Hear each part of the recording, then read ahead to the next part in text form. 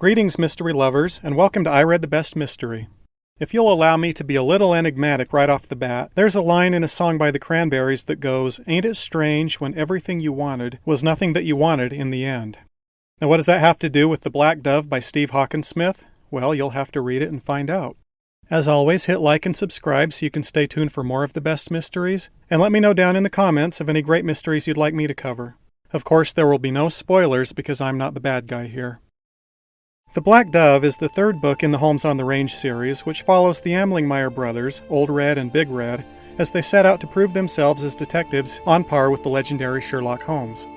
The Southern Pacific train the brothers boarded as rail detectives in the previous book, On the Wrong Track, has deposited them in 1890's San Francisco, whereupon the railroad promptly fires them. Although they have no success gaining employment as Pinkerton agents, they find themselves embroiled in another mystery when one of their fellow Pacific Express passengers, the herbalist Dr. Chan, is discovered dead.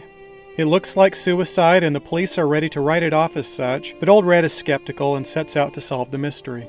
Trying to find Dr. Chan's killer places the brothers and their mysterious female associate, Diana Corvus, and yes, she's going by a different name in San Francisco than she was in the previous book, at odds with the San Francisco police and right in the middle of a war between rival Chinatown gangs. It seems everyone is after Dr. Chan's wife, the elusive Black Dove, who just may be the key to Dr. Chan's death. One of the great things about the Holmes on the Range series is how every book makes use of a vastly different setting than the one before it. In 3 installments so far, we've gone from a cattle ranch, to a train, to San Francisco's Chinatown. Only Old Red and Big Red remain constant. I've mentioned in other reviews the insane amount of research required by the Holmes on the Range books. I can only imagine The Black Dove was the most difficult of all, dealing as it does with the intricacies of the world within a world that was San Francisco's Chinatown. For all their colorful narration and adventure, there's always been a hint of tragedy in the Holmes on the Range stories. After all, Old Red and Big Red are thrown together by the flood that killed the rest of their family. That hint becomes more pronounced in The Black Dove, making it probably the saddest story in the series. There is some bright news, though.